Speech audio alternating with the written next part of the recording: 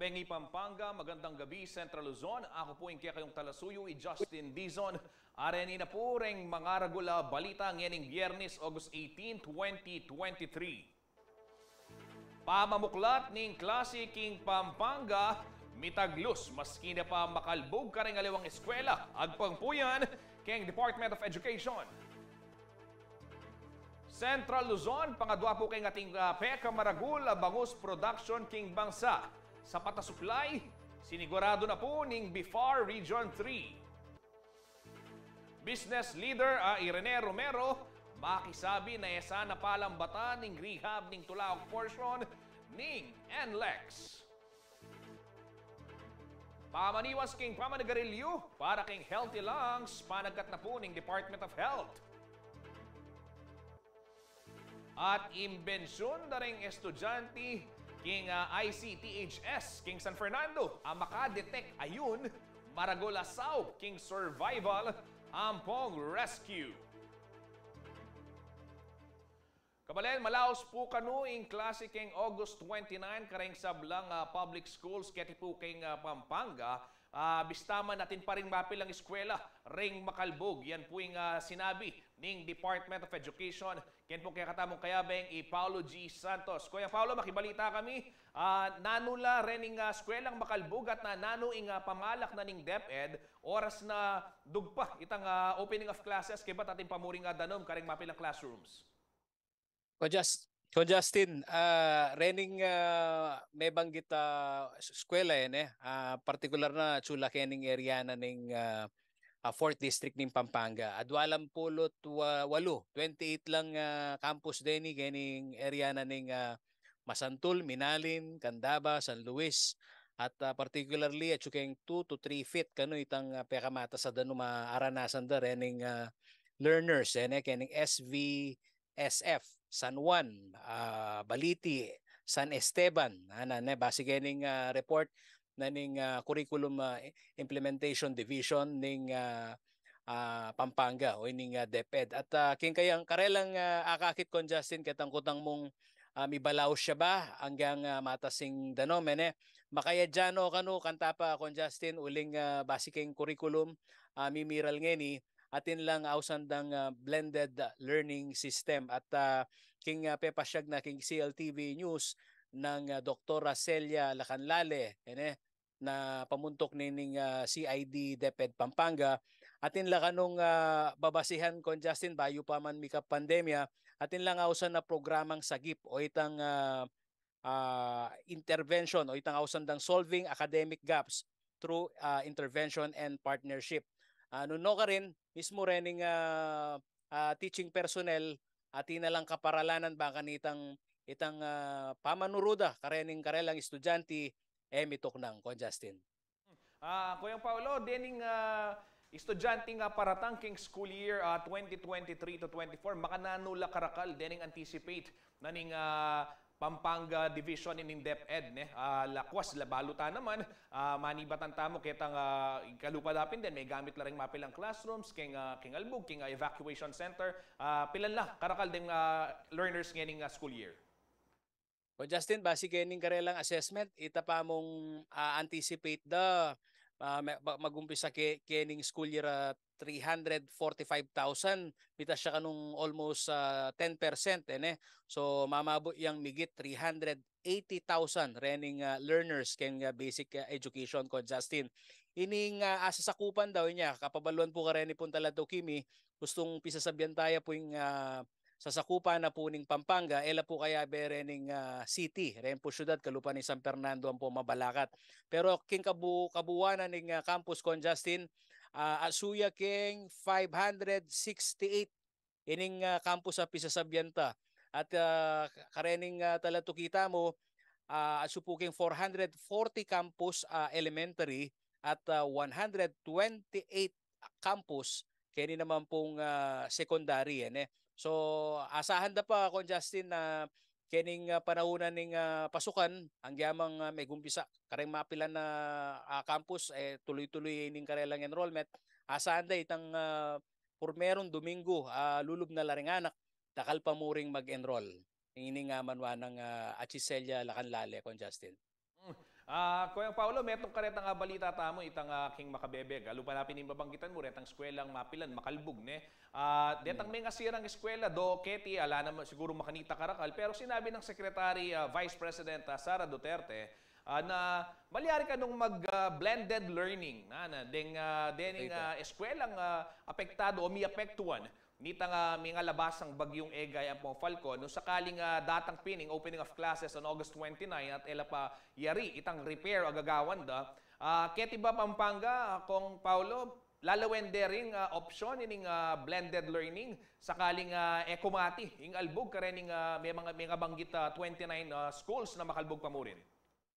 Wa kon Justin, yan yung pagibat ng Ma'am Celia Lacanlale na atsune king kaida sistema da nakanubayo ka rin ng teaching personnel at ang mo naman karetang pengari uling in-identify nala retang 28 campus milalagi pilmi karening campus mitatas ing danom at keng kebalwanda mo naman den pengari kon Justin ketang mananaya lapang abiso nung sakali man mong mamanuran masikan at ringana kasula pa mo rin keng eskwela, diskresyon na nakanutaga na ning teacher na palwalan dala rin karelang anak.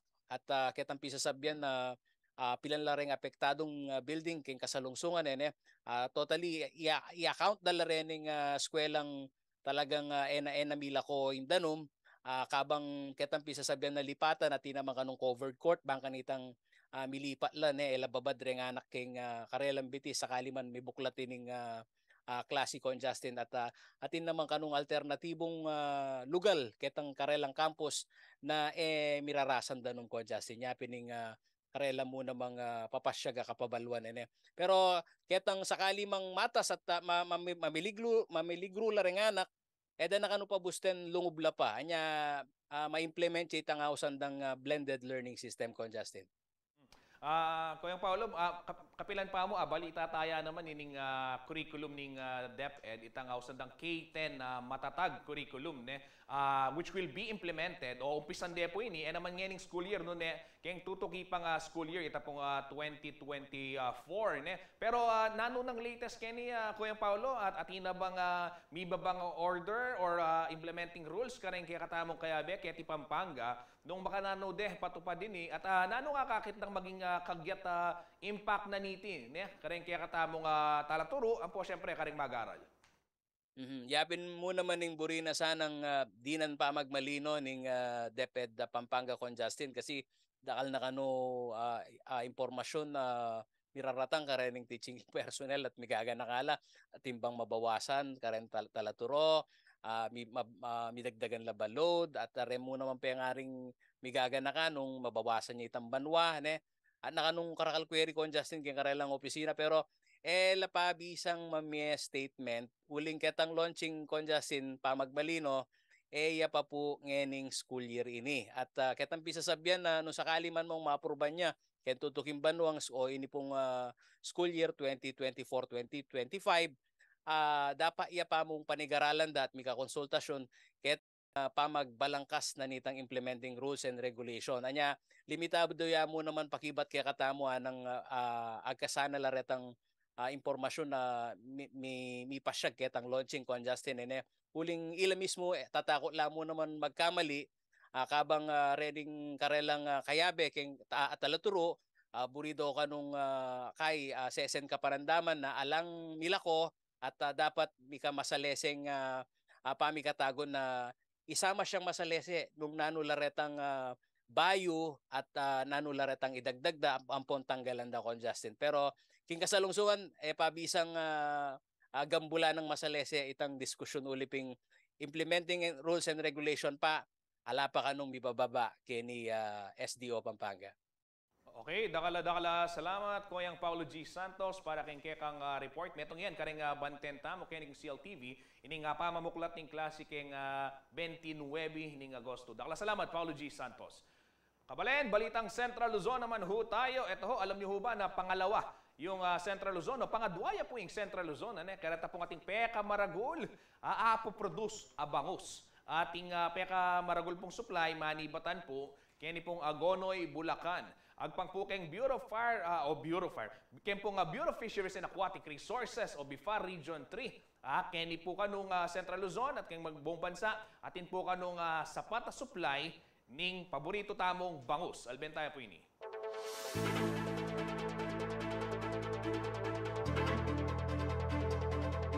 Umabot sa mahigit 387,000 metric tons ng bangus production sa buong bansa noong 2022 batay sa datos ng Philippine Statistics Authority o PSA.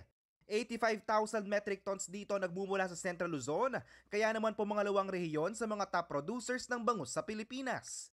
Nagmumula ang malaking portion ng supply sa bayan ng Hagonoy sa Bulacan na abot ng libu-libong metriko tonelada. Kaya naman itong Huwebes, August 17, binisita ng Bureau of Fisheries and Aquatic Resources o BIFAR Region 3 sa pangunguna ni Director Willie Cruz ang mga fish growers at producers sa nasabing bayan. Isa sa kanilang mga pinuntahan ang isa sa pinakamalaking fish farm sa lugar na pag-aari ng K. Bangus Suppliers si Engineer Marcelino Trillana. Aabot daw sa 2,500 tubs o banyera ng bangus ang kanilang hina-harvest araw-araw sa 752 hectares sa fish farm. Ang isang tub ay katumbas ng 40 kilograms kung kaya't naglalaro muna sa 100,000 kilograms ang kanilang harvest sa isang araw lamang. Sa isang taon ay naglalaro sa 25,000 metric tons sa kanilang nauhuli na ibebenta at export ng mga bangus. Dito rin daw kumukuha ng supply ang mga madalaking export processing companies, mga nangungunang mga supermarket at ibang lugar sa bansa. Hindi lang dito sa Bulacan. Marami po kaming kliyente sa Region 1 like Isabela, Cagayan, Tugigaraw, Mountain Province, Kalinga, Apayao, Lawag. So, lahat din ho nang nagpa-process pang-export sa amin din po kumukuha ng bangos. At the same time po, Metro Manila hanggang Visayas po. Kaya po, confident po ako na isa po ang Bulacan sa pinakamalaking mag-produce po ng bangos. Kwento ni Engineer Trillana, kalaban ng produksyon ng mga hindi inaasahang mga kapapalit-palit na lagay ng panahon kung kaya't mahalaga ang paghahanda. Pagdating naman ng mga July, August, September, malalakas po yung mga hanging habagat. Tapos po, mayroong mga pumapasok na bagyo, signal number 2. So bago pa po dumating yung mga season na yan, hinahanda na po namin yung aming mga structure. Pinapatibay na po namin yan.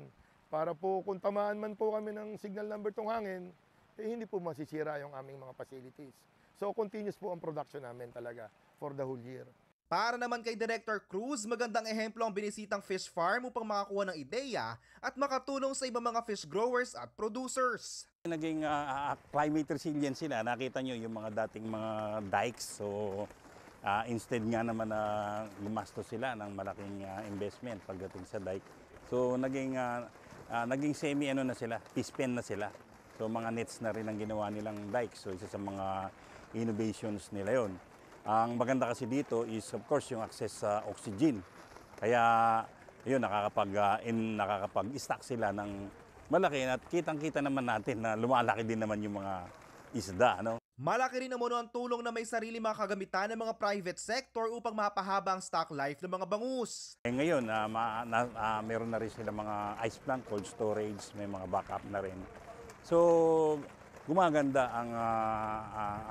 ang industriya dahil sa, of course, initiative ng mga private sectors, of course, with the guidance ng BIFAR as far as policy and regulation is concerned.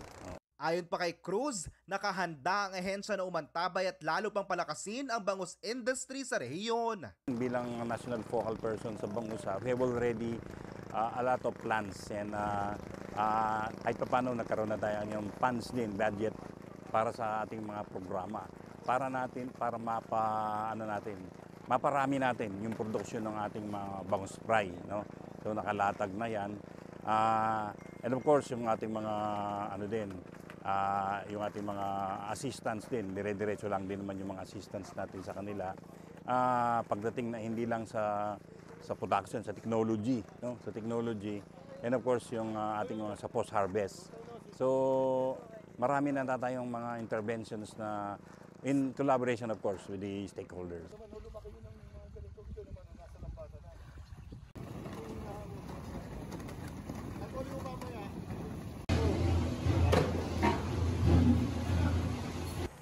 Magiging supisente mo ng supply ng bangus hanggang sa dulo ng 2023 at magpapatuloy ang malaking ambag ng Central Luzon supply nito sa buong bansa. Ito ay ayon sa Bureau of Fisheries and Aquatic Resources Region 3.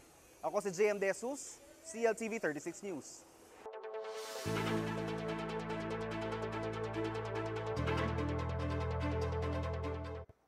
Ini po kapabaluan kabalen. Baliw po ba na metong kareng balang 5 mamamate? Paulining tuberculosis o itapong TB, miki bisyong pamanigarilyo. Ang pangpoitiking World Health Organization o WHO, miminaya kanuing baga, patse sisindiya, ing metong tao, anyamayan niyang mikasakit antimong TB. Panagkatapuning Department of Health, let's break Yossi o Yossi break, ana. Dakal kanu malyaring gawan, panga break time, kalupaning pamakipigkwentuhan, kareng work bodies, pamadidlip, ne? O pamag-stretching, ang pong exercise, o kaya manalbiya ka nung kareng paborito yung video, ang timoring programa ng CLTV 36. Dagdag na pa ng DOH, quit your vision now, para king metong nga healthy Pilipinas. Panahon na kanu para hashtag baga naman. Kaugnay na po niting any muring bulan, ning Agosto mi daw niya, o mi daw ning National Long Month, agpangking Presidential Proclamation number 1761 na pinirma na pong dating Presidente Ferdinand Marcos Sr. Anya pong banwang 1978. Para karing may yaliwang sakit king baga, atin niyang duduang asaw po ing PhilHealth. 15,000 pesos para king pneumonia, moderate risk. 32,000 pesos king pneumonia, high risk. 12,200 pesos king chronic obstructive pulmonary disease. At 9,000 pesos naman para king allergic bronchitis. Para po karing aliwa pag detalye, malyari kong munta king Facebook page, naning PhilHealth Official o kaya naman Twitter, ang pong Team PhilHealth, ang po kay karelang YouTube. Ne? Malyari mo rin pong magpadalang message king karelang email, actioncenter@philhealth.gov.ph. Pero sana tana po panayang may kasakit tamo, kapag nakanin DOH, tuk na nga na yung pamanigarilyo.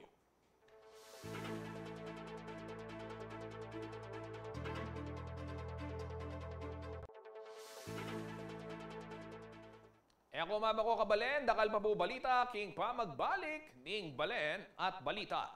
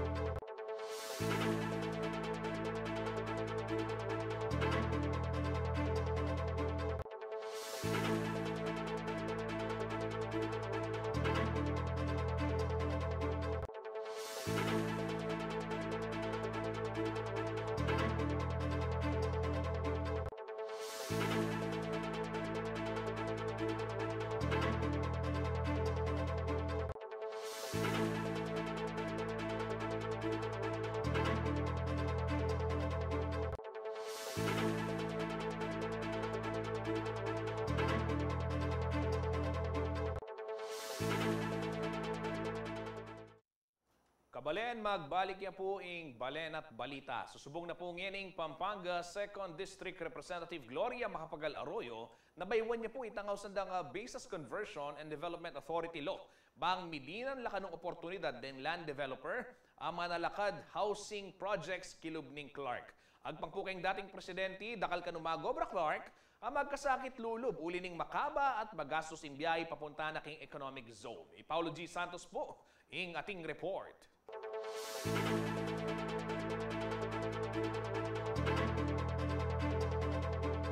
Pasado na king second reading ng Kamara de Representantes ing munikala ng Pampanga 2nd District Representative Gloria Macapagal Arroyo na ing House Bill number 8505.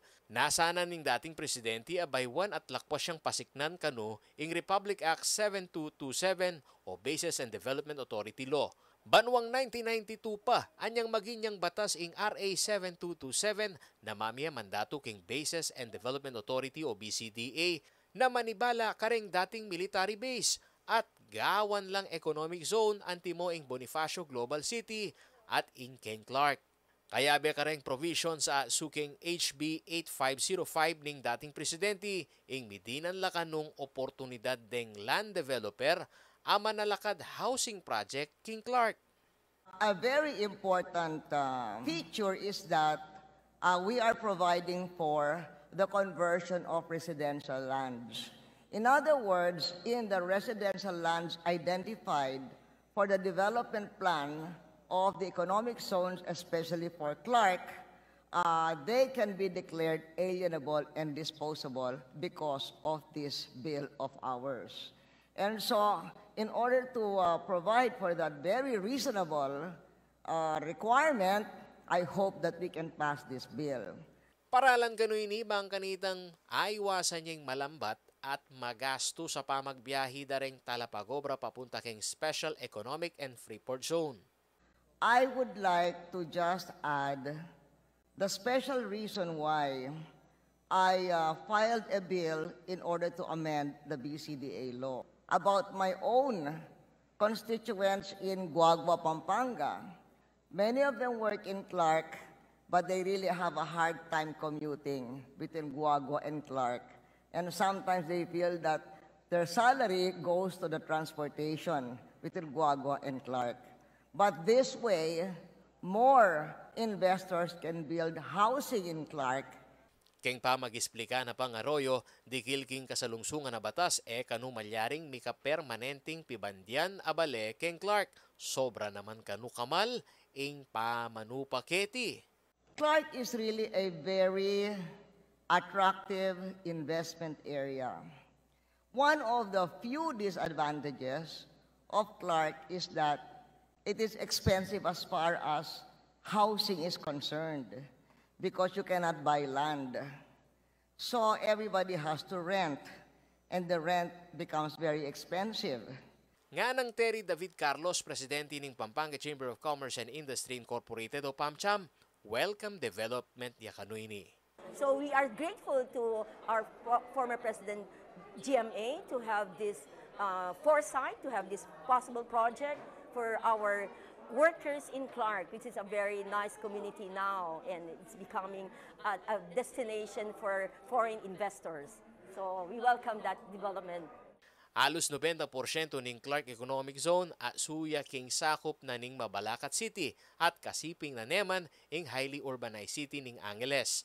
King pisasabyan na housing asusubong ng Arroyo muka no reng Talapagobra king kayang distrito reng magbenepisyo nune balang magobra king economic zone. Base king datos ning Clark Development Corporation bababa king 150,000 ing bilang daring Talapagobra king Clark at balaos pa kanong mitatas ing mesabing numero. Ako yung kayong talasuyo ay Paulo G. Santos, ating pusong makabalen.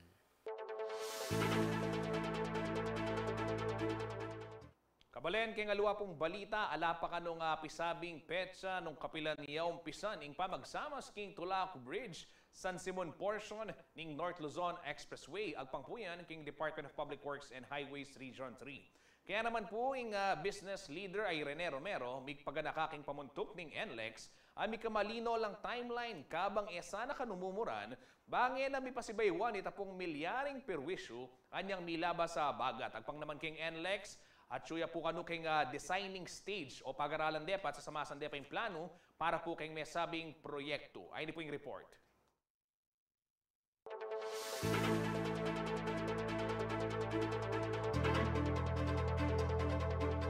Era kano dapat akalimbatawan ding memalen ing perwisyo ning albog king North Luzon Expressway o NLEX. Lakwas na ngening kauran at patse ating lulubagyo king Philippine Area of Responsibility nung no ka rin ikakarugang dumagos ka ring low-lying areas ni Pampanga ing Marakaladanom. Iniing sentimiento ng Rene Romero, dating presidente at kasalungsuang direktor ng Pampanga Chamber of Commerce and Industry Incorporated o PAMCHAM.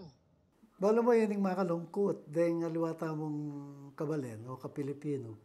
Patang itang problemang, itang kalupanan niyan, nilabas.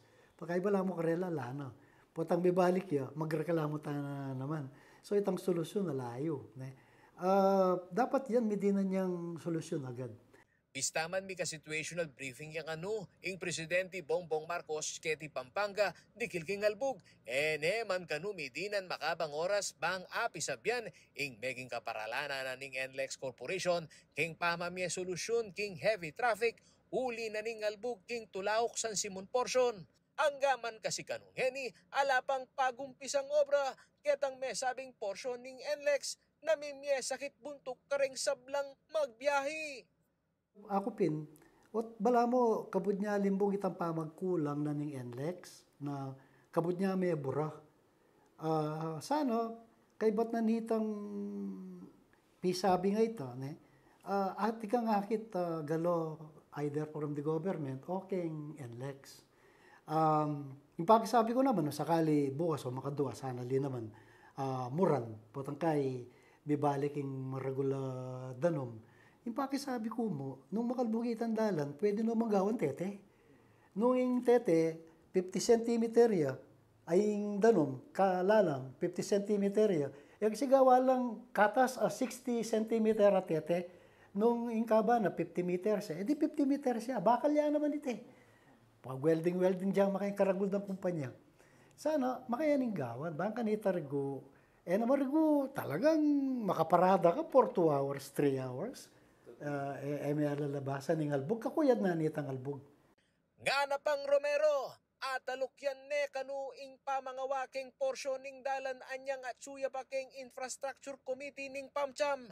At kanita pa kanu, ikit ne ing maging problema. Pisabihan tayong timeline, dapat by datang yung kauran. Uling daratang naman talaga yung albog, balang kauran. Patangkay, nagkakatamong dams, mag-release na pandanom. Nung, if you will allow me na ibalik na kanyang gagawan de, i-expand de, i-expand de ing NLEX. Dati, 2-lane niya yan both side, one side, 2-lane. Gagawa din 3-lane, yung contractor kanita, i-layton. Igit ko, dahil lalam na rin tete kanita, patse alay kitang standard clearance. Mag-upisa kitang lalam na ni tete, po itang grade na nindalan. Scrape de. So, meto yung kareng tete, itang Tulaok Bridge, kaya ni San Simon, na siguro yan may scrape ang malalam kanyan. Anya nung akit mo, itandalan, mata sa mga, karas kitang lalam tete, karin mo yung albog. Pakisabi ng Romero kareng mika upaya na tambing nong kimot bang namalyari ing Carmageddon, na mika impact bukim pa magbiyahi nune pati naking ekonomiya. Pero again, yung pakisabi tamo mo keng NLEX, ang po keng government, na sana ida na pabre maulit itang makanyan kakabang delay. Balo yung impact na keng business nita ng karagul. Mo keng business actually. Hanggang karangaluang kabalenta mo ng karagul. Tamburi mo dati, magbiyahe ka nga 2 oras, miras kang 4 o 6 oras. So, maragul yung bagay. Itamo gasolina ng gisang taka rin, kamal din gasolina yan eh. Samantala, king message ng Department of Public Works and Highways o DPWH Region 3 Director Roseler Tolentino, muna nepa ka nung pagobran ning NLEX ing dalan lalam ning Tulaok Bridge, bayure itas ing tete. At kinganyawaran ming timeline, Alaya pa kanu nga sabing petsa kanuing NLEX nung kapilan niya magumpisa nga ng Tolentino. Ako yung kayong talasuyo ay Paulo G. Santos, ating pusong makabalen.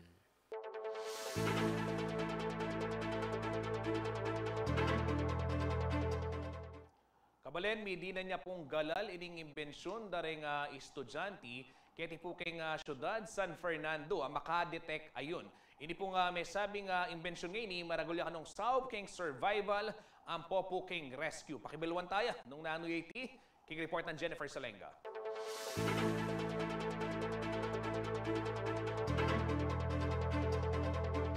Metong ng bansang Pilipinas kareng ausan down disaster-prone area. Banwa-banwa at syuke nga 20 bagyo in lulub kay Philippine Area of Responsibility. Metong mo naman kareng pagsadyanta mo yung ausan down the big one o yung masika na ayun. Bista man maralasta mo makaranas ayun, misan etapong pa rin sigurado nung mamayon bang taga na. Kareng makanining sitwasyon, importante nga listo at mabilisang galo. Anya naman meto nga device ang inimbento dareng apat ay estudyante ki Information and Communication Technology High School o ICT-HS King San Fernando ang makadetect ayun. Inawas dating safe quake na mag-alarm pa siya mamayun. Metong kareng inventor niti Iron Soliman. Kayabe nala naman di Austin Magtoto, Lorenzo Caballero at Kim James. As soon as nag-earthquake po, mag-a-alarm po siya. Or manonotify ka po para po alam nyo na earthquake po talaga nangyayari. So, makakapag-take action ka po agad para maligtas sa sarili. Mo kano pa mag-detect ayun ning nga gagawa na ning safe quake. Maragulya naman kanong sao peti, pangaras king rescue nung alimbaong metrapya yung mikibandi kay mela sa kabale o building. Malyari kasing i-connect iti, king smartphone nung nuka rin malyari may ikabit ing kaya kang contact number at aliwa pang detalye. Hanya no ka rin ka man, malyari da kang atuntun. Kapag po na-detect niyo yung earthquake, tapos meron po kayong 1 minute 30 seconds para i-confirm that you are safe by pressing po yung blue button do sa device or use sa smartphone app po na kasama nung device po namin.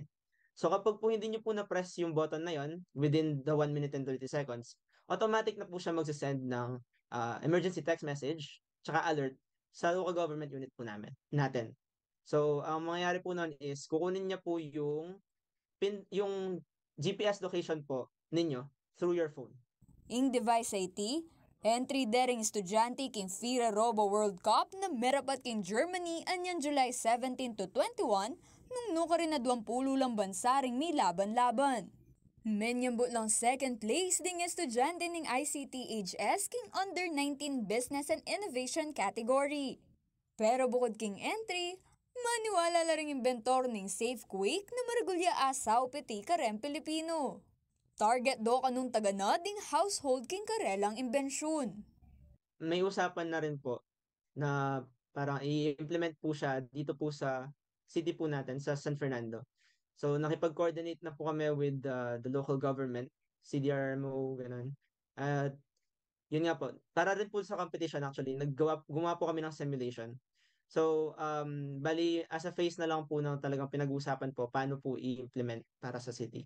And hopefully po, in the future, yun po, maging, hindi man po sa buong province, bali sa buong city, or sa buong province, tapos po eventually for the whole Philippines po. Kasi, nakikita po talaga namin na makakatulong po siya para po sa ating mga Pilipino.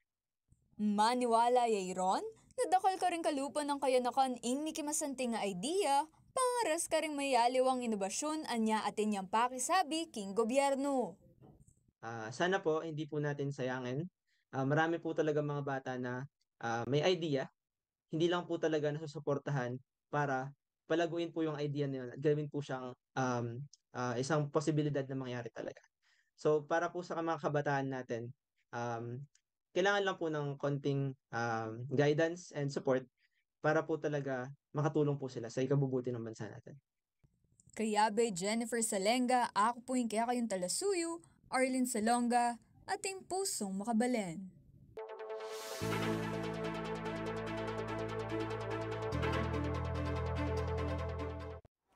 Congratulations kareng kaya katamong kabalen na midinan galal at masating niya ing karelang imbensyon. Kabalen ako pumama ko, magbalik niya ing balen at balita.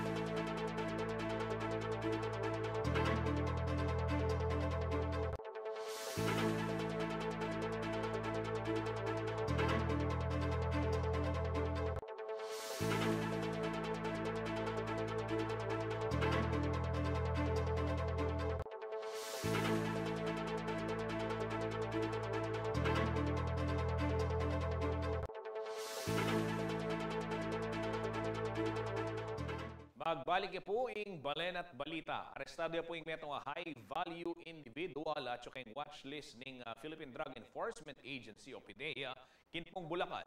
May kumpiska king suspect ing mayigit 10 grams ning shabu. Magkaulaga kanong 68,000 pesos. 100 grams sa cocaine ating street value, 530,000 pesos ang pupoitang mark money.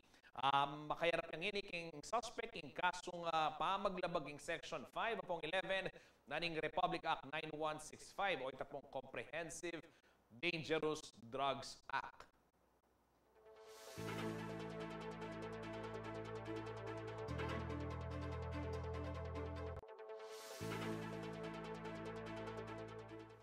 Samantala, arestado lamang naman po rin adwa katao king anti-illegal drug operations dareng Police King Bataan ang popo king Angeles City, Huwebes, August 17. Arakad depo yung metong high-value individual, 25 years old yung pong babae, king bikas ang operasyon, kini pong Tangle Road, Purok 1, Barangay Kutod, Angeles City. Ikwada king suspect king 450 grams ning pagsuspetsyan dang shabu.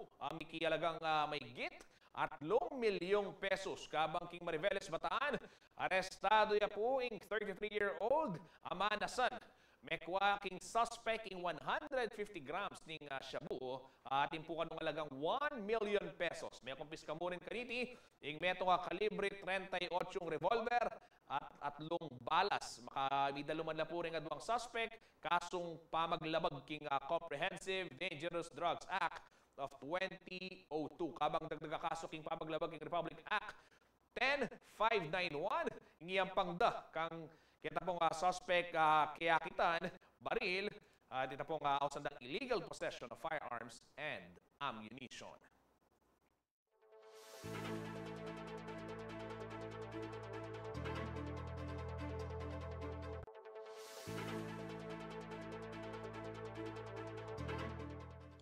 Kaya ngaliwa naman pong balita kabalen, kaya rin na po ning mabusising proseso ning pamamili karen pong qualified food delivery riders at tanggap saup iba't king city government at king alikom ng donasyon ning CLTV 36 Linga Foundation Incorporated. Maganap niya po ing awarding king daratang August 23. At pangpukang Mary Ann Biliwang, ing officer in charge ning City Social Welfare and Development Office, bukod po kayong financial assistance, makatanggap na rin po rin beneficiaryo food packs, iba't naman kayong DSWD. Ay, hindi po yung report.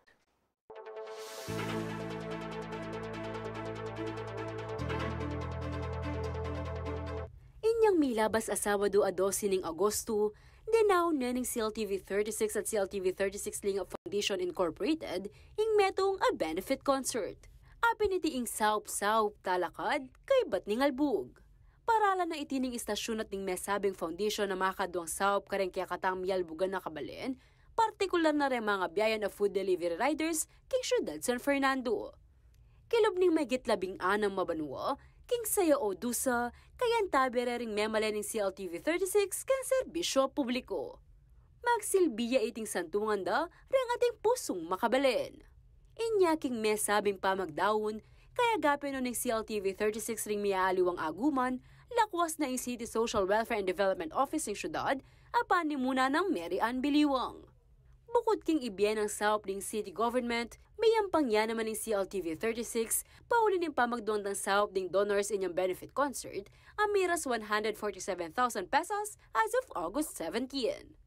Aside from their personal interview na gewata mo last week, may karoon tamo to yesterday until today via phone interview na mas in-depth. So, we assume balamo lunto at lulang categories tamo in which detang first group tamo apin reta ring makonsider medyo talagang mangailangan financial assistance kay bat detang retang ausen tamong ketan libutan detang mangailangan la pero not as much as yung first group. And then the third group, iretang apply la pero reng-kareng lang residencies ela San Fernando. Pero in work da and they are serving the people of San Fernando. Agpangkang Mary Ann Biliwang ing officer in charge ng City Social Welfare and Development Office, mabusisi kanoing proseso ng assessment, inyarang deserving ilang paniguradong may pili. Aliya kasi itang basta-basta, actually, itang mumunang proseso, di ba, they have to reply to the text message. Itang kaduanan nita, itang they have to come personally and submit the copies of their IDs. Kay batang pangatlo, apin itang kakatamong interview by phone niya pa kanita. Final validation tayo today and hopefully by August 23, yan, by 4 p.m. dito sa Hirosol, ma-announce na natin yung mga beneficiaries natin. As of August 17, atin na kanong 127 na siguradong medinan financial support. Alimu kano financial assistance ng MIBE, iba't kayang city government ang pangdonasyong alikom ng CLTV 36 Linga Foundation Incorporated. Nunemi ka food packs la naman, iba't DSWD. Nasa 127 tayo so far ng bilang ng mabibigyan na natin. So yung 127, sure na yon. So may waiting list tayo ng around 30 plus pa. So yun yung mga tinatapos natin for today kung anong klaseng financial support ang ibibigay. Actually, we're not only providing financial assistance from our dear Mayor Vilma Balya-Caluwag, kundi magkakaroon din sila ng food pack from the DSWD region itself. So talagang pinagtuunan ni Mayor ng pansin itong ating mga riders. Marapating awarding karang may piling beneficiaryo keng Hirosol Amphitheater, keng August 23, alas 4 ninggat panapon. Keng August 23 kasi is not just awarding. So, atin tamo ring presentations, neretang aliwang singers, na ikit da during the benefit concert tamo, atin mo ring magkantang areta, maliban ganito, syempre magsalita yung kaya atamong mayor, yung kaya atamong president, kaya Lima Foundation, Miss Sonia Soto. So, kay mikit-ikit tamo man. So, I think it would be not just provision ng certificate. Ako, ingkya kayong talasuyo. Liliana Canilaw, ating pusong makabalin.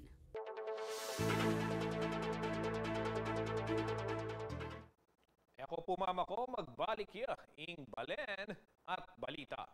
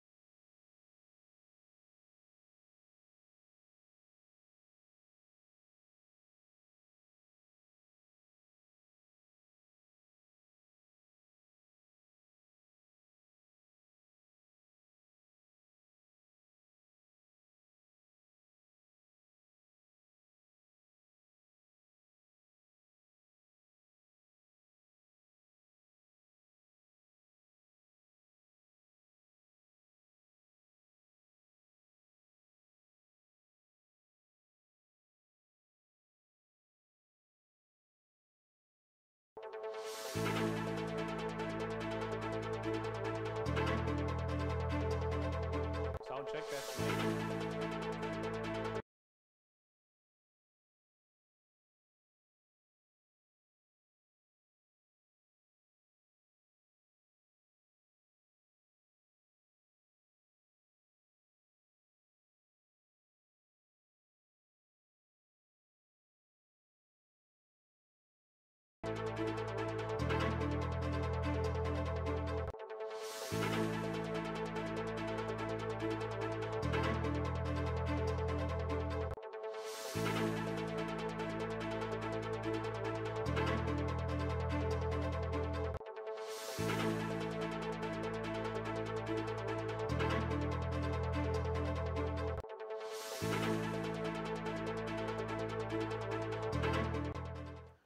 Magbalik ya po ing Balen at balita. Balitang sports naman ho tayo sa 1998 edition ng FIBA Basketball World Cup.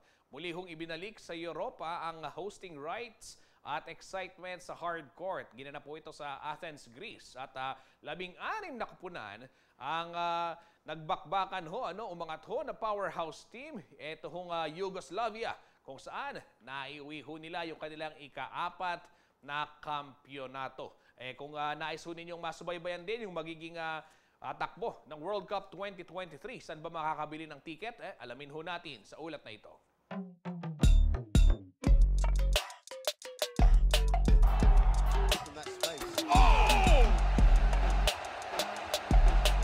FIBA Basketball World Cup 1998. Ito ay ika-13 edisyon ng pinakainabangan at prestiyosong basketball tournament sa buong mundo.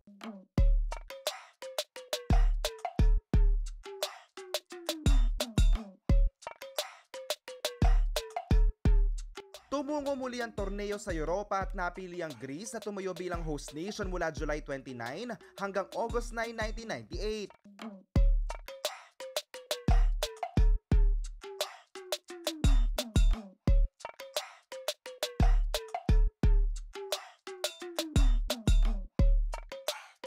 Labing-anim na koponan mula sa iba't ibang panig ng daigdig ang nagpagalingan sa hardcourt sa Athens.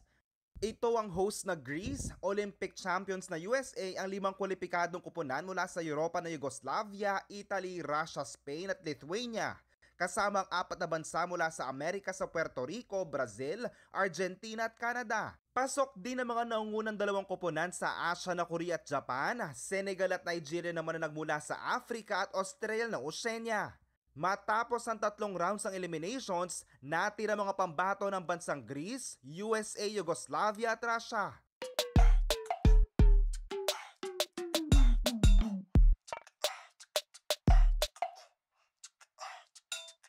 Sa Battle for Bronze ay tinambakan ng Team USA ang host team na Greece sa score na 84-61.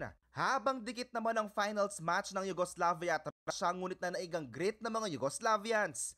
Ang ending, panalo sila by 2 points sa score na 64-62, dahilan para sa Yugoslavia ang kanilang ika-4 na kampyonato sa FIBA World Cup. Ang guard na si Dejan Badiroga ang malinaw na nangunguna para sa Yugoslavia at sa buong torneo. Siya ay nag-average ng team high na 14.7 points per game na may 4.9 rebounds at 2.2 assists. Dahilan para tanghalin siyang most valuable player ng 1998 FIBA World Cup.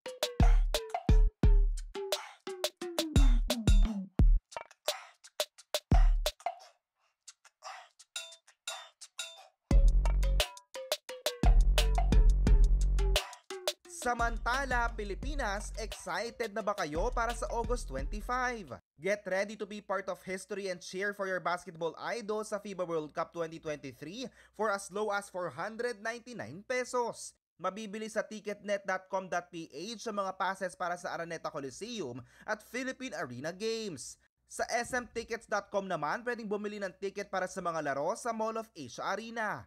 Unang magsasalpukan na Angola at Italia at Pilipinas sa Dominican Republic sa doubleheader opening day sa Philippine Arena this August 25. Maaari ding bumisita sa website at Facebook page ng FIBA World Cup para sa iyo pa mga detalye at schedule ng mga laro. JM De Jesus, CLTV 36 News.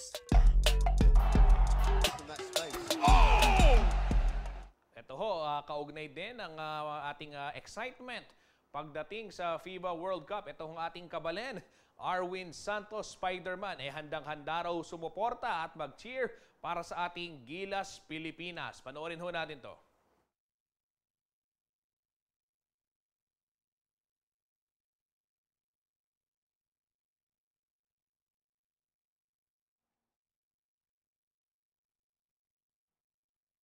Tingnan muna natin ito hong balita tungkol kay Arwin Santos. Dahil nga ho, sinasabi ho natin, nalalapit na. Ito hong World Cup 2023. At alam niyo ho ba na itong si Arwin Santos ay isang Kapampangan, ay malaki raw umano ang kanyang utang na loob sa sports na basketball. At dahil dito ay nakahanap daw siya ng paraan upang maging matagumpay sa kanyang buhay. Naglaro din ho siya sa UAAP, PBA at maging sa FIBA Asian Qualifiers. At gaya nga ho ng binanggit ko kanina, ready na raw siyang mag-cheer para sa ating Philippine team. Panoorin po natin to.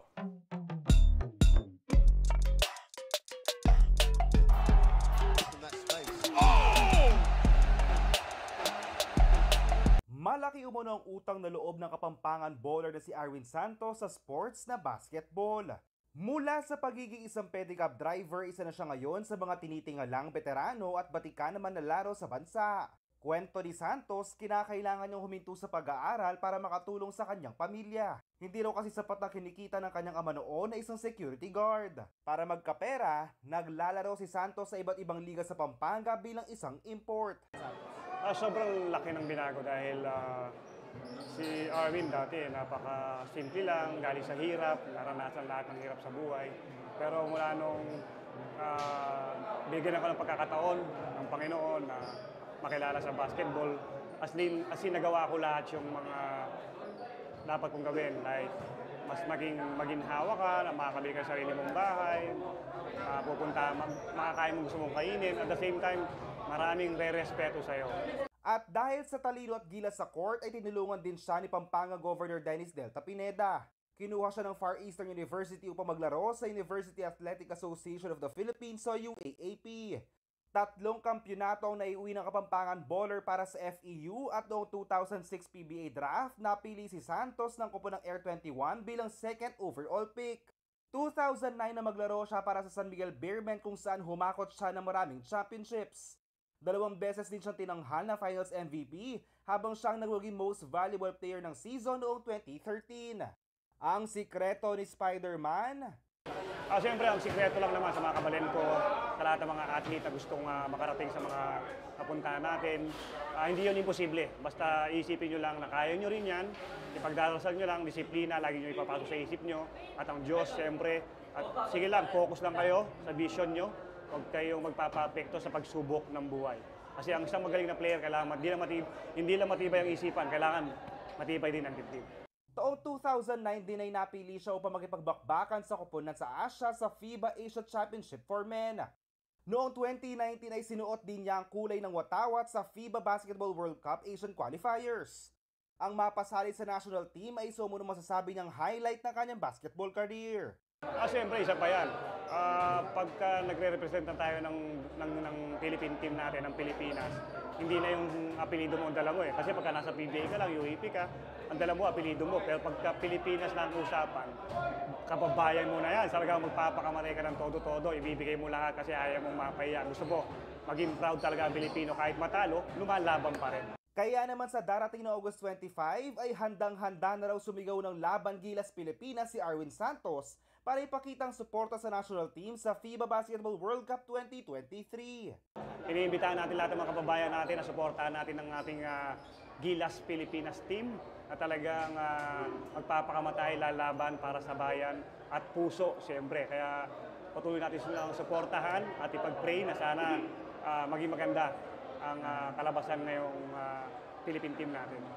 Samahan si Arwin Santos at iba pang mga legendary basketball players ng Pinas sa pagsuporta sa Gilas Pilipinas sa kanilang paglaban sa FIBA 2023.